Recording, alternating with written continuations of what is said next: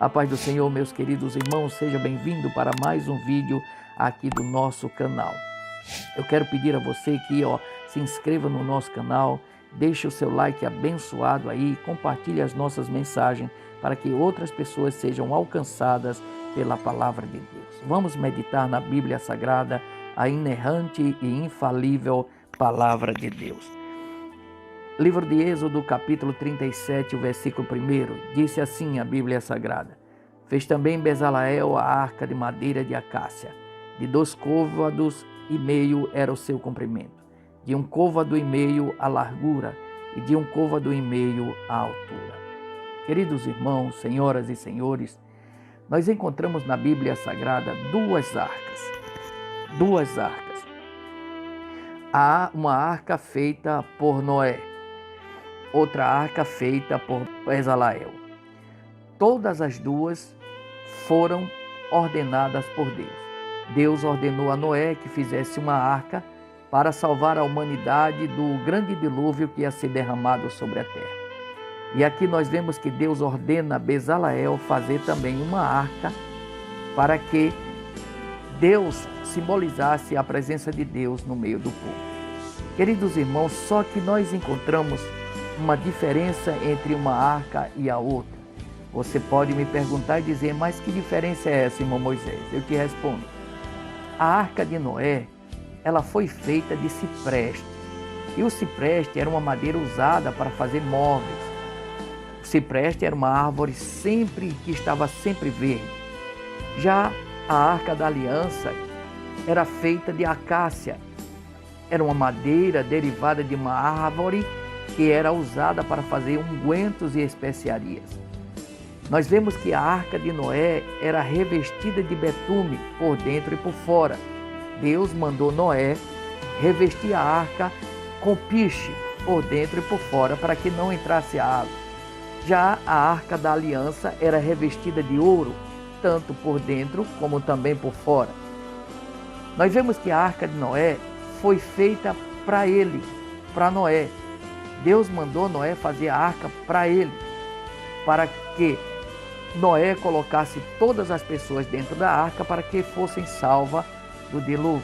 Já a arca da aliança, ela foi feita para o Senhor, para o próprio Deus, porque simbolizava a presença de Deus no meio do povo.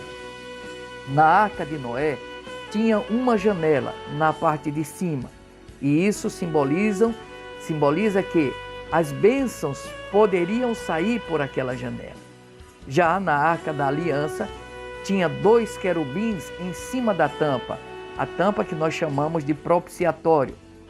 Ali simboliza que as bênçãos de Deus não saem dali, não fogem dali, elas sempre vão estar ali na arca da aliança, porque Deus é o dono da bênção. Na arca de Noé tinha 3 repartições. Você pode ver isso lá no livro de Gênesis. Tinha 3 repartições. Já na arca da aliança tinha 3 coisas importantíssimas dentro dela. E era as tábuas da lei, do 10 mandamentos, a concha que apanhou o maná no deserto e a vara de Arão que havia florescido. Nós vemos, meus queridos irmãos, que ao redor da arca de Noé havia morte e destruição. Você pode até ver, quando as águas inundaram a terra, a arca ficou no centro das águas. Só que se alguém saísse para um lado e para o outro, ia dar de cara com aquela água e ia morrer afogado. Por isso que ao redor da arca de Noé havia morte e destruição. Agora, ao redor da arca da aliança, queridos, existe a vida e a vitória, porque a arca da aliança é o próprio Deus no meio do povo. Nós vemos que as 2 arcas eram feitas de madeira, porém a cobertura era diferente. Uma era a arca de Noé, que não refletia glória e não havia resplendor. Quando as pessoas olhavam para ela, zombavam da arca. Pessoas daquela época zombavam da arca de Noé. Não acreditavam no dilúvio, tanto zombava de Noé como também da arca. A outra, a arca da aliança, ela refletia a glória do Senhor. De cima do propiciatório, do meio dos querubins, Deus falava com o sumo sacerdote. todo aquele que tocasse na arca, ele morreria. As pessoas temiam a arca da aliança, pois a presença de Deus, do Todo-Poderoso, estava sobre ela. Queridos irmãos, senhoras e senhores, nós vemos aqui a diferença de uma arca para outra. E uma coisa que me chama muito a atenção é que Malaquias ele disse o seguinte, no capítulo 3 e o versículo 18. Então voltareis e vereis a diferença entre o justo e o ímpio, entre o que serve a Deus e o que não serve a Deus. Nós vemos aqui, podemos até usar a simbologia dessas duas arcas como as duas pessoas, o que serve a Deus e o que não serve a Deus. As pessoas que não servem a Deus, elas são apáticas, não refletem a glória do Senhor. São pessoas que muitas das vezes são zombadas pelo inimigo e até mesmo desacreditadas de muitas e muitas pessoas. Estão revestidas apenas de betume, de piche, algo que é escuro, algo que simboliza treva. Existem até janelas, mas essas janelas, ela tem buraco por onde as bênçãos de Deus se esvaem. Às vezes essas pessoas recebem a bênção de Deus, mas como ela não tem o Senhor na sua vida, as bênçãos vão embora. E o prazer de Deus é abençoar, é dar bênção, é promover muita coisa boa para essas pessoas, mas elas deixam escapar porque saem, se afastam da direção do Senhor. Agora, por outro lado, aqueles que servem a Deus, que amam a Deus, que obedecem à palavra de Deus, eles são cobertos de ouro, como a arca da aliança, são cobertos de ouro, refletem a glória de Deus por onde ele anda, brilham nas trevas, onde ele chega, as coisas se transformam, porque o brilho de Deus, a glória de Deus está sendo refletida sobre ele. Aonde ele chega, aonde não existe respeito, ele impõe respeito. São homens e mulheres vitoriosos na presença do Senhor, mesmo enfrentando lutas, mesmo tendo que passar por angústia, por dificuldade, eles sempre são vencedores, porque Deus é a sua porção, o Senhor Deus é o tudo da sua vida. Então, por essa razão, por onde eles andam, eles são vencedores, ainda que estejam enfrentando lutas e problemas e dificuldades, mas sempre são vencedores, porque o Senhor está com eles. E foi assim, meus queridos irmãos, foi assim com a Arca da Aliança. Quando estava no templo de Dagon, os filisteus haviam roubado a Arca da Aliança, havia sequestrado a Arca da Aliança e colocaram ela diante de Dagon, uma estátua de um Deus que não se movimentava, que não falava, que não via, mas era venerado e adorado pelos filisteus. E eles colocaram a arca ali diante dos pés de Dagon, como se elas dissessem aí, agora Deus dos hebreus vão ter que adorar a arca. Mas a Bíblia Sagrada diz, meus queridos irmãos, eles ouviram um grande barulho.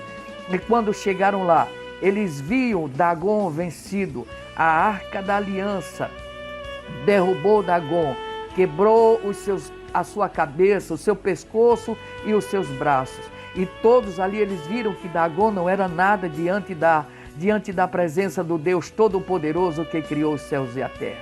Quando os filisteus, quando estavam todos ali festejando, eles viram um estrondo terrível. E quando chegaram lá, a estátua de Dagon tinha quebrado a cabeça e os braços. Deus havia partido a cabeça e os braços da estátua de Dagon, mostrando para os filisteus que Dagon não era nada e que o Senhor reina em todos os lugares aonde ele está, aonde ele quer estar, aonde ele chegar, ele traz a vitória e destrói todos os seus inimigos.